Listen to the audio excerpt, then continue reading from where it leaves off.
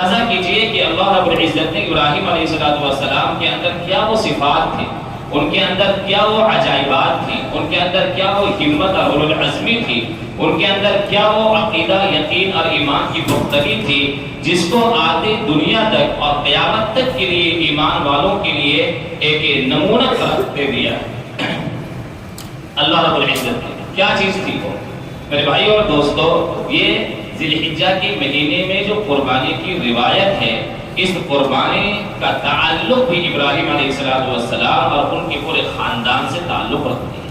قربانی کا تعلق اور قربانی کا جو روایت جو زندہ ہے، اللہ رب العزت نے رہتی دنیا تک کے لیے قربانی کو واجب قرار دے دیا ہے۔ یہ اللہ رب العزت کو وہ ادا تھی جو اللہ کو بہت پسند آئی۔ ابراہیم علیہ السلام ان کے بیٹے ابراہیم اسماعیل علیہ السلام نے جو پیش کی تھی، اس روایت کو اللہ رب العزت نے قیامت تک کے لیے برقرار رکھا ہے۔ آئیے ہم لوگ مکمل طور پر وضاحت کے ساتھ دیکھتے ہیں کہ ایسا کیا نمونہ تھا ابراہیم علیہ السلام کی ذات میں جو ایمان والوں کے لیے نمونہ قرار دیا گیا ہے۔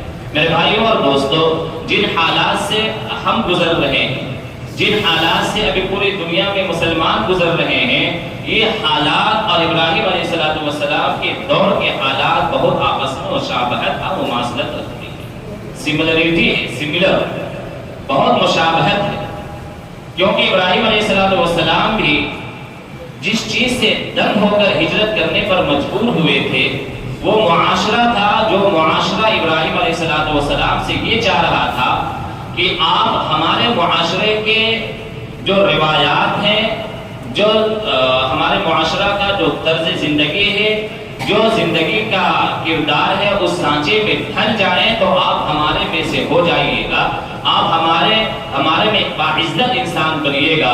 لیکن میرے بھائیوں اور دوستوں، ابراہیم علیہ السلام نے اپنے دور اور سماج کے اس معاشرے کے سانچے کو قبول نہیں کیا، اس رویے کو قبول نہیں کیا، اور اس کے خلاف مکمل جو ہے پختگی اور مضبوطی کے ساتھ اس کے خلاف آواز اٹھائی۔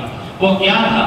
ابراہیم علیہ السلام نے اپنے معاشرے کو، اپنی سوسائٹی کو، اپنے سماج کو دیکھا کہ اللہ کو چھوڑ کر، توحید کو چھوڑ کر، اللہ کو چھوڑ کر معبودان باطل، بہت سارے معبودوں کو انہوں نے بنا رکھا ہے، اور انہی معبودوں کے آگے وہ سجدہ کرتے ہیں، ان سے مانگتے ہیں، ان کی عبادت کرتے ہیں۔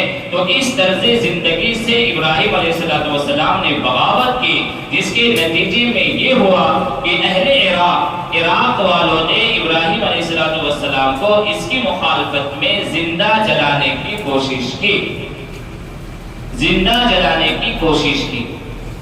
ابراہیم علیہ السلام کی زندگی کو نمونہ اللہ رب العزت نے کیوں قرار دیا؟ اس لیے کہ ہر دور میں اہل حق کو باطل کی طرف سے وہ رویہ سامنا کرنا پڑے گا جو رویہ اور طرز ابراہیم علیہ السلام دوچار ہوئے تھے۔ زندہ جلانے کی کوشش کی، جس کا تذکرہ اللہ رب العزت نے قرآن مجید میں یہ 17ویں پارے میں کیا۔ قُلْنَا يَا نَارُ كُونِي بَرْدًا وَسَلَامًا عَلَىٰ إِبْرَاهِيمَ۔ اللہ رب العزت نے جب ابراہیم علیہ السلام کو آگ میں پھینک دیا گیا، قوم نے ابراہیم علیہ السلام کو آگ میں پھینکا، اور چاروں طرف قوم کھڑے ہو گئی تماشا دیکھنے کے لیے، منظر دیکھنے کے لیے کہ اب ابراہیم جو خدا اور توحید کی دعوت دینے والا ہے، اب ہمارے درمیان سے اٹھ جائے گا، ہمارے معبودوں کو برا بھلا کہنے والا، ہمارے معبودوں کو جھوٹا کہنے والا، ہمارے معبودوں کی توہین کرنے والا، ہمارے معبودوں کو نہ ماننے والا، اور ہمارے طرز زندگی کے خلاف بغاوت کرنے والا کا خاتمہ آج ہو جائے گا۔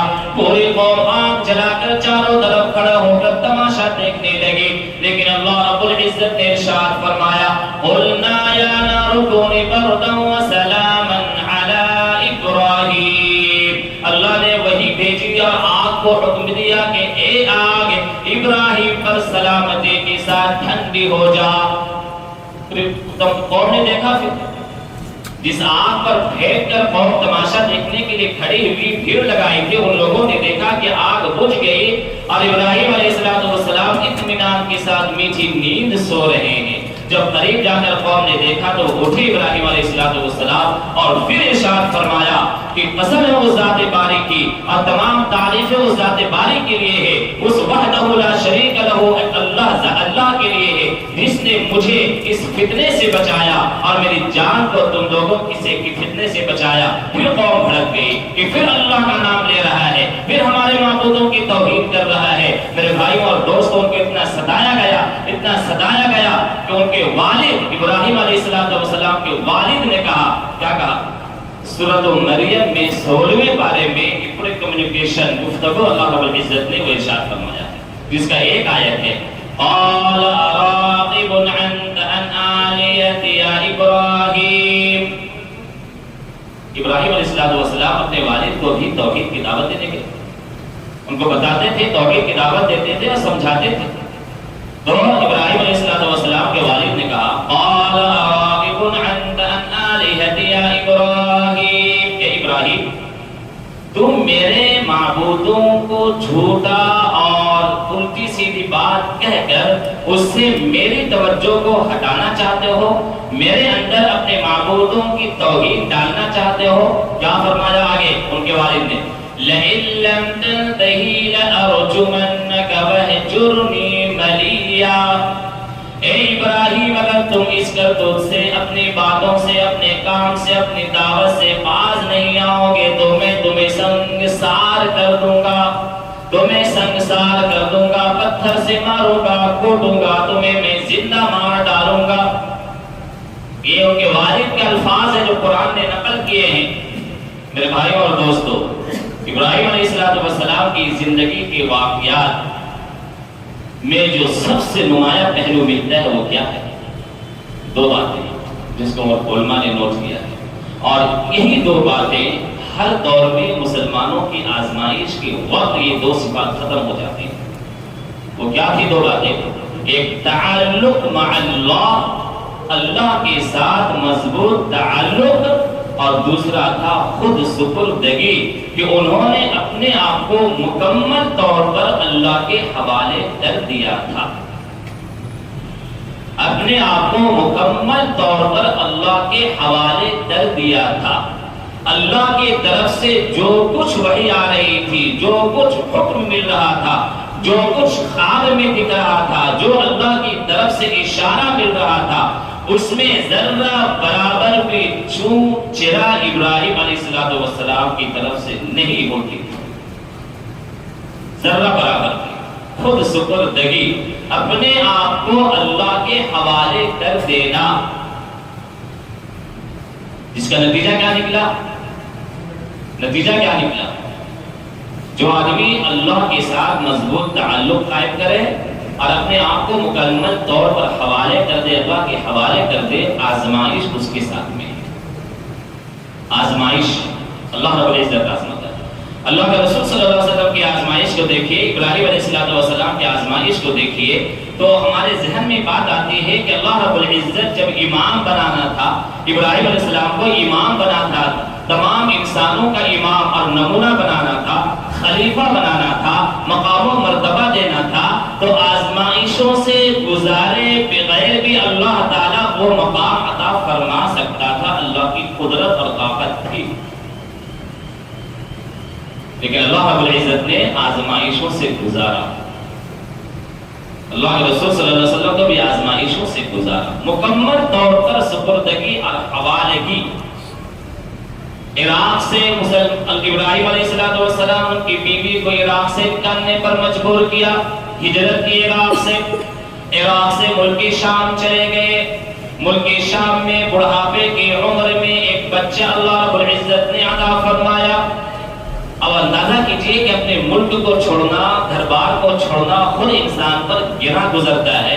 ایک اجنبی جگہ گئے، وہاں کو سیٹل ہونا انسان چاہتا ہے، پھر اللہ کا حکم کیا آیا؟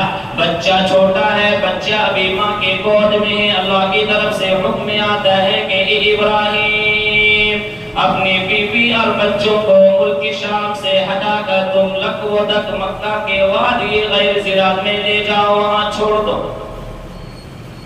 دیکھیے آزمائش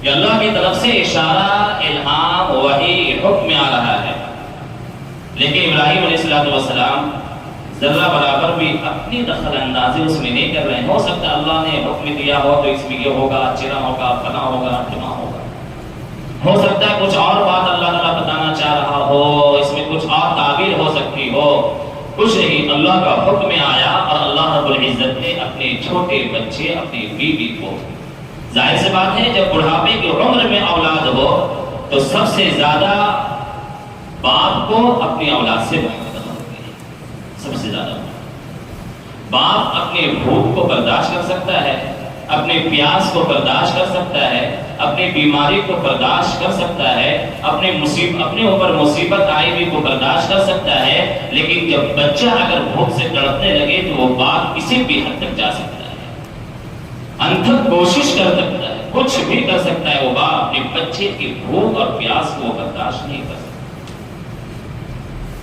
میرے بھائیوں اور دوستو، سخت آزمائش، انہیں آزمائش کے حوالے سے اللہ رب العزت مسلمانوں کو بھی آزمانا چاہتا ہے، ہر دور میں آزمانا چاہتا ہے، ہر دور میں آزمایا گیا رسولوں کو۔ 13ویں پارے میں سورہ ابراہیم میں اللہ رب العزت نے ارشاد فرمایا، کیا نبیوں کا تذکرہ فرما رہا اللہ رب العزت، تو نبیوں نے جن قوموں اپنی قوموں کو دعوت دی ہے، وہ دعوت جو سب سے زیادہ اگر قوم پر گرا گزرتی تھی کیا تھی؟ ان کا کلچر، ثقافت تھا، ان کا کلچر تھا، ان کی زندگی کا طرز تھا جس پر ان کو بہت زیادہ بار گزرتا تھا۔ اور یہ آپ پوری دنیا کا کلچر، ثقافت، تہذیب، تمدن وہ تبدیلی کی کگار پر ہے، نہ شرم و حیا ہے، نہ اخلاق ہے، نہ کردار ہے، نہ انسانیت ہے، کچھ بھی نہیں ہے۔ ان تمام کے خلاف اگر کوئی محاذ پر کھڑا ہے تنے تنہا تو وہ مسلمان ہے۔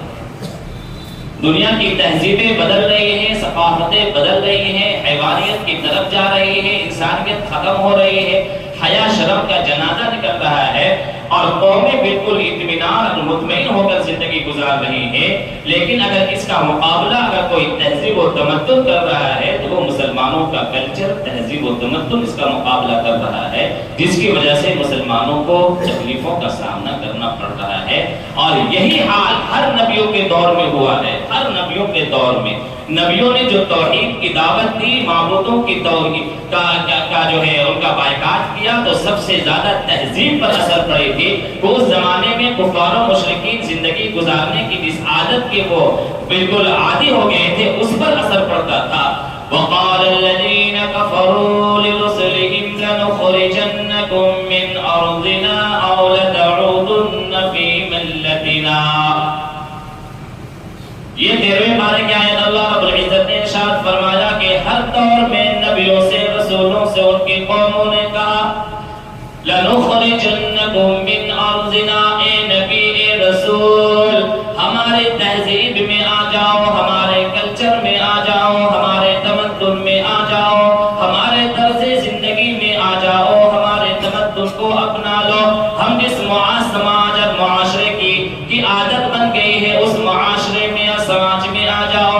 اور لَتَعُودُنَّ فِي مِلَّتِنَا، اگر تم نہیں آتے ہو تو اے نبیوں کی جماعت، اے رسولوں کی جماعت، ہم لوگ اپنی زمین سے، اپنی جگہ سے، اپنے ملک سے تم نبیوں کو نکال دیں گے، باہر نکال دیں گے، بھگا دیں گے۔ رسولوں کو کہا جا رہا ہے، رسولوں کو کہا جا رہا ہے، اس دور کے لوگوں نے کہا۔